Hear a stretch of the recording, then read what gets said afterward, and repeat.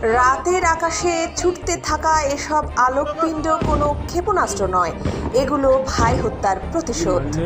ইরানের একটি ক্ষেপণাস্ত্র ধেয়ে যাচ্ছে ইসরায়েল ভূখণ্ড লক্ষ্য করে। এর আগে আঘাত থেকে বাঁচতে ইসরায়েলিরা যখন মাটির নিচে টানেলে, তখন ধ্বংসাত্মক এই অস্ত্রের নিচে সাহসের পায়ে ভর দিয়ে হামলা উদযাপন করছে গাজাবাসী। হামলার সময় ঘরে বসে থাকেনি গাজার শিশুরাও। যে ইসরায়েলের জন্য তারা ঘর ছাড়া, সেই ইসরায়েলের ভূখণ্ডে চালানো হামলার দৃশ্য দেখতে ভিড় জমিয়েছিল এসব কচিকাঁচা। ইরানের এই হামলার দৃশ্য দেখতে শিশুদের সঙ্গে গাজার সড়কে নেমে এসেছিল নারীরা। হিজাবে ঢাকা তাদের কাউকে কাউকে উচ্ছ্বাস প্রকাশে হাততালি দিতেও দেখা যায়।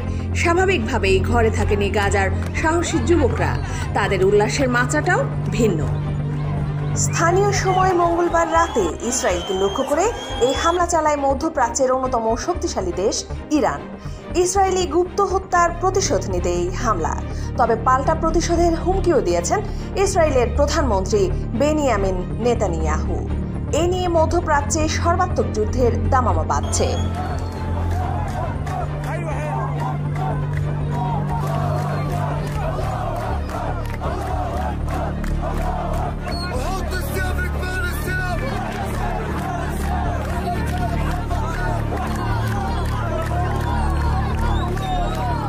ইফফা তারা খান, বাংলাদেশ বুলেটিন।